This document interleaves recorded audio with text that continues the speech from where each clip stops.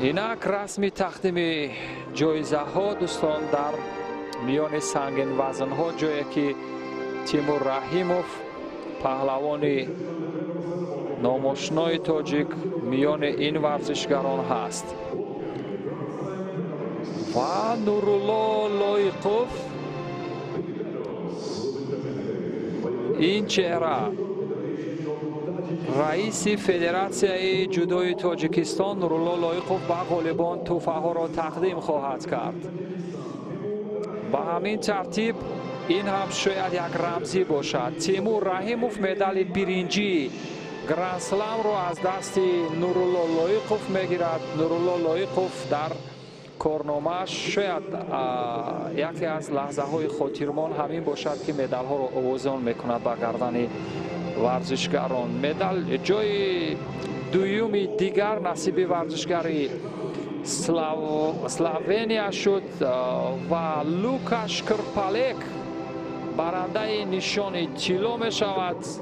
مدال طلا را از دست نورالله لایقوف میگیرد در گرند اسلم ابوظبی و یور سپایکرز باشد مدال نقره گرفت در حالی که با این ترتیب از لوکاش کرپالک شکست خورد.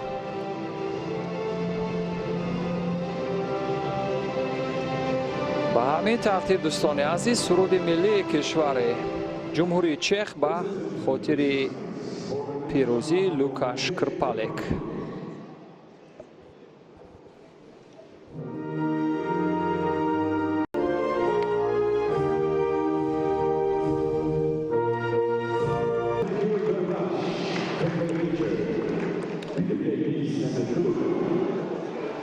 و حضور رئیس فدراسیون جودوی تاجیکستان در گرند اسلم ابوظبی بوی رقابت های بین المللی فصل های جودوی جهان گرند پری و گرند اسلم را هم به مشام میرساند در سرزمین تاجیکان. یادآور میشوم یک بار دیگر که تیمور رحیموف مارینیچ یعنی دو مدال برنجی را از آن خود کردند. یور سپایکرز مدال نقره و لوکاش کرپالک قهرمان بازی های المپی توکیو برنده نشان طلا شد. این هم لیست مدالیست ها. گرجستان با 2 طلا موقع اول را دارد.